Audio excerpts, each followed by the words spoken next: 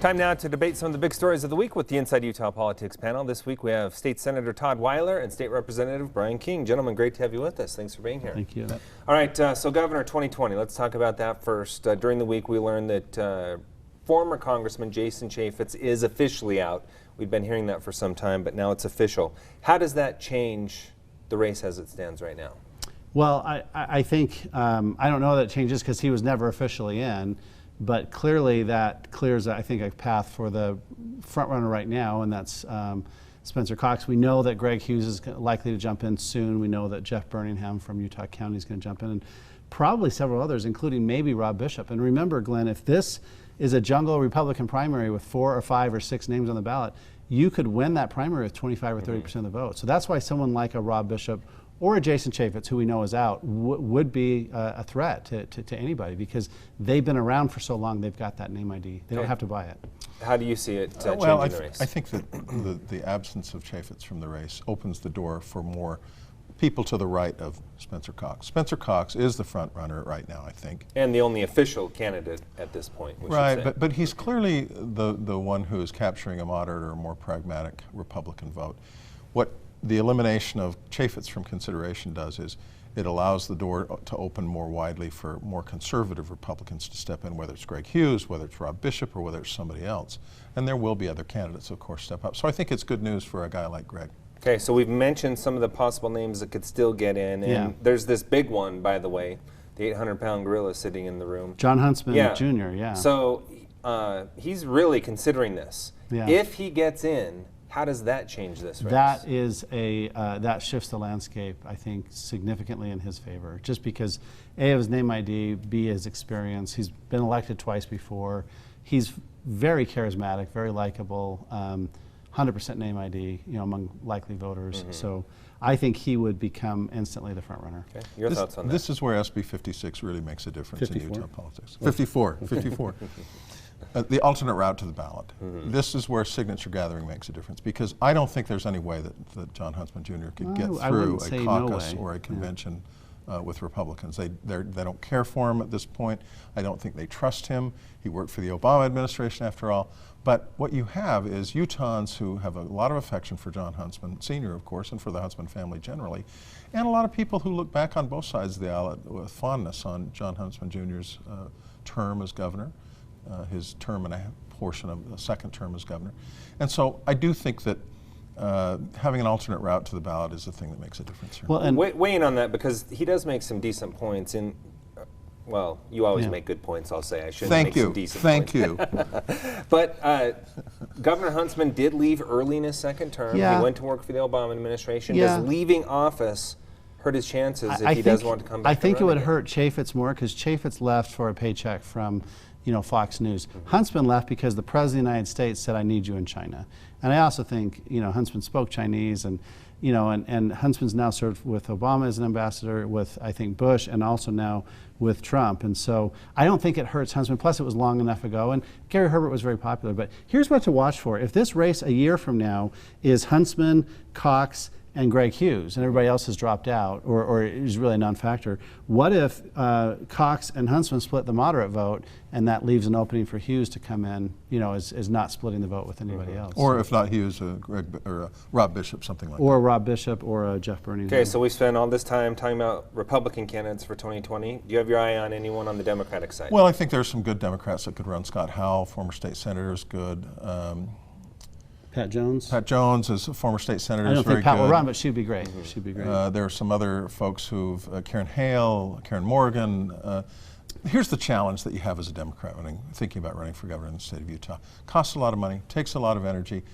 You'd have to leave your occupation, whatever it is.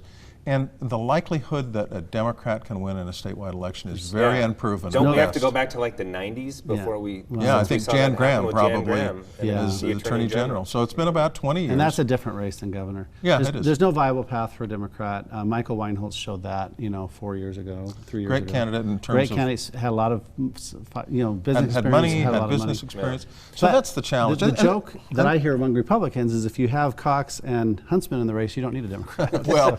Well, see, but that's the problem in the sense that when you don't have two competitive parties, it hurts good public policy in Utah. It hurts Utahns in terms of them having a meaningful choice. What we need is Democrats stepping up and more people being willing to vote for Democrats, good quality Democrats, not just any old Democrat. You got to have a good quality One Democrats thing before we move on to this. As I mentioned, Spencer Cox is the only official candidate in the race so far. Did he jump in the race too early?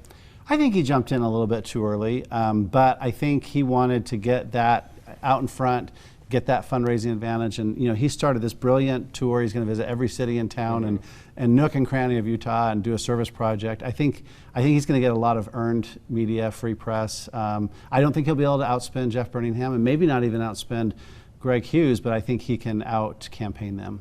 I think it's very smart for him to get him early. And here's why. He's going to have, until somebody else jumps in, he's got free reign to run around the state and talk to people. There's no doubt he's building momentum. Plus, he's the lieutenant governor. So, the governor had an energy summit, recently, and even though the governor was there, Spencer Cox spoke. A lot of influential people there, a lot of potential donors there, and that will continue. Okay, let's move on to the American Dream and Promise Act. Congress, the House actually passing that. As far as the Utah delegation goes, it went across party lines. Ben McAdams, the only one in our delegation voting for that. Yeah, it's really surprising to me that we didn't have somebody on the Republican side. This is basically the successor act to provide a pathway to citizenship for the dreamers, for individuals who were born in another country but came here at a very early age, many times have always thought of themselves as purely American, and yet they aren't citizens. And there, I think, is a very strong feeling, rightly so, across the state for the need to put these folks into a citizenship position. And it's the Utah Compact. This has strong support, and yet all the Republicans voted up against it. Senator, this is something Utahns have shown that they stand behind as the dreamers, so why didn't we see a Republican? So I think you saw the Republicans go against it for one reason.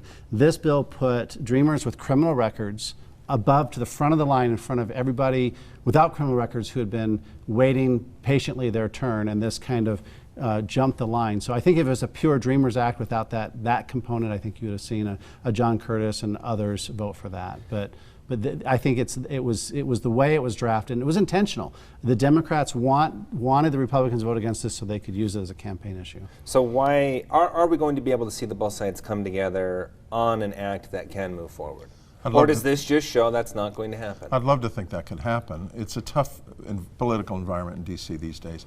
You have the Senate, of course, and the House, and it's a Democratic House or Republican Senate. Divisiveness is just hard to overcome. Yeah, I have to, unfortunately, because I'm a pro-dreamer, but unfortunately, if the House is going to pull these type of shenanigans, you're not going to see the Senate take up a bill, even if it passes the House. This type of bill. So. A Morning Consult poll during the week showed President Trump's approval rating across the country, which was very high among likely GOP voters. But here in Utah, I want to break it down a little bit because his approval rating was down about 2 points to 49% from April to May. But the big thing is it's down 25% since taking office. Yeah. Why is he on that downward spiral in the state of Utah? Because he shoots himself in the foot and he tweets stupid things, and he's got this Mueller report hanging over his head. But let's be clear. If President Trump is the Republican nominee in 2020, he will win Utah. The question is, will he win Michigan? Will he win Wisconsin? Will he win Pennsylvania? And he's down in those states. So I'm a lot more concerned about those three states as a Republican than I am about Utah, because the Republican nominee is going to carry Utah. Do you agree with that? If Democrats can get someone who's a little more moderate? Well, could they be a challenge in the state who of is that going to be? I think the Democrats will have a much better candidate than Donald Trump. Socialist that's for light. Sure. So. But what you'll see, I think, in Utah is a narrower margin than you'd expect for a state that's as conservative and red as Utah. I would agree with that. And I also think that what you're seeing is we're very tribal in our thinking, both on the left and the right. And what you see is a more long-term degradation of the brand that is the GOP by its association with Donald Trump. When you have 90% plus of Republicans saying, yeah, Donald Trump, this guy is on a glide path to disaster. I just don't see a way around that. One way or the other. It's hard for me to see him and his close association with Republicanism and the Republican Party's close association with him damages. We have about 20 seconds left. I'll give you the final word. Donald Trump is 2.5 years into his presidency, has the exact same approval rating as Barack Obama 2.5 years into his first term. And so anybody who's counting him out or thinking, he is who he is. We knew who he was when we voted for him or against him. And he hasn't, to his credit, he hasn't changed a bit. So I wish he would have changed a little bit. But, all right. I'm going to have to end it on that note. Gentlemen, always a great conversation. Thanks so much for being here with us.